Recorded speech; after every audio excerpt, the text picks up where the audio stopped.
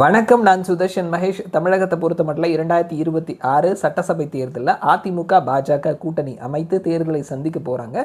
So அந்த ஒரு கூட்டணி அமையக்கூடிய நேரத்தில் பாஜகவினுடைய மாநில தலைவர் பதவியும் மாற்றப்பட்டிருந்தது. ஸோ அதற்கு பல காரணங்கள் சொல்லப்பட்டிருந்தது. தில்லி மேலிடம் கட்சியை எல்லா மட்டத்திலையும் வளர்க்கணும் அப்படின்னு சொல்லி விரும்புகிறாங்க.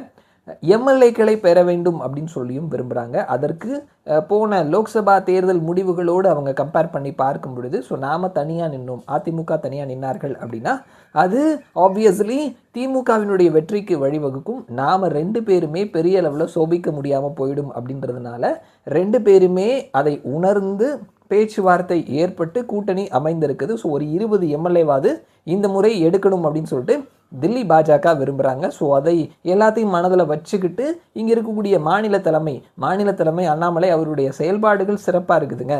ஆனால் கூட்டணி தேர்தல் வெற்றி இந்த 2 கட்சிகளையும் அனுசரித்து போகிறது அப்படின்றது அவருடைய அந்த ஆட்டிடியூடுக்கு செட் ஆகாது அப்படின்னு சொல்லிட்டு எல்லாரையும் அனுசரித்து போகிற மாதிரியான ஒரு சாஃப்டான தலைவராக நயினார் நாகேந்திரனை தலைவர் பதவிக்கு கொண்டு வந்திருக்கிறாங்க. ஸோ நாங்கள் யாருமே தலைவர் பதவியை விரும்பலை, அதனால தான் அப்ளை பண்ணவே இல்லை அப்படின்ற மாதிரி எல்லா தலைவர்களுமே அப்படி மேம்போக்காக சொல்லியிருந்தாலுமே எல்லாருமே தனக்கு தலைவர் பதவி கிடைக்கணும் அப்படின்ற ஒரு ஆசையில் இருந்திருக்கிறாங்க.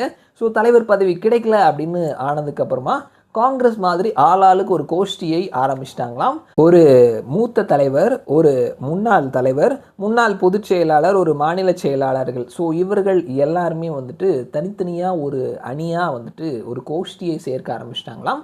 ஸோ தனக்கு கீழே தன்னை ஆதரிக்கக்கூடிய தலைவர்கள்கிட்ட எனக்கு தில்லியில் அந்த அமைச்சர் தெரியும், இந்த அமைச்சர் தெரியும், அவரை தெரியும், இவரை தெரியும், உங்களுக்கு தேசிய அளவில் பதவி வாங்கி தரேன், பொதுத்துறை நிறுவனங்களில் வாரிய தலைவர் பதவி வாங்கி தரேன், பொதுத்துறை நிறுவனங்களில் இயக்குனர் பதவி வாங்கி தரேன் அப்படின்ற மாதிரி ஒவ்வொரு கோஷ்டியாக சேர்க்க ஆரம்பிச்சிட்டாங்க. அது மட்டும் கிடையாது, கூட்டணி தலைவர்கள் இருப்பாங்க இல்லையா, ஸோ அவங்கக்கிட்ட தில்லியினுடைய மேலிடம், கட்சியினுடைய மேலிடம் எடுக்கக்கூடிய முடிவுகளை கட்சி அஃபிஷியலாக சொல்கிறதுக்கு முன்னாடி இவங்க போய் சொல்லிடுறாங்களா. ஸோ எல்லாமே எனக்கு தெரியும், நான் தாங்க எல்லாமே அப்படின்ற மாதிரி சொல்கிறாங்களா. அது மட்டும் இல்லாமல் தன்னுடைய கோஷ்டிஸ் இருப்பாங்க இல்லையா, அவங்கக்கிட்ட மாநில தலைமை பற்றியும் விமர்சனம் செஞ்சுட்டு இருக்கிறாங்க அப்படின்ற விஷயங்களையும் பார்க்க முடிகிறது.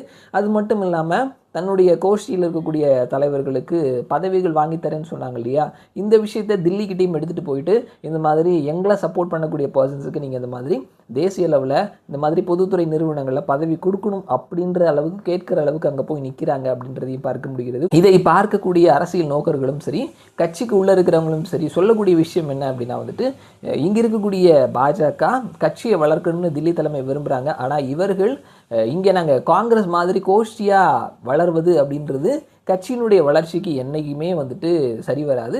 ஸோ அதனால் இந்த கோஷ்டி பூசலை, இந்த கோஷ்டிகள் உருவாகிறதை, கோஷ்டியினுடைய வளர்ச்சியை ஆரம்பத்திலேயே தடுக்கணும் அப்படின்னு சொல்கிறாங்களாம். செய்வாங்களா அப்படின்றத வெயிட் பண்ணி பார்க்கலாம். மறுபடியும் நான் உங்களை இன்னொரு வீடியோவில் சந்திக்கிறேன். அது வரைக்கும் நன்றி.